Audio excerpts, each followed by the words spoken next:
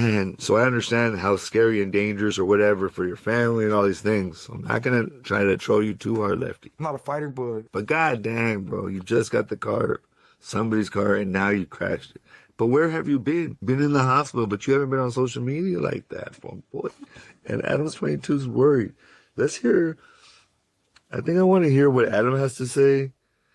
And then from there, I'll give you guys a little bit of how I feel about the situation.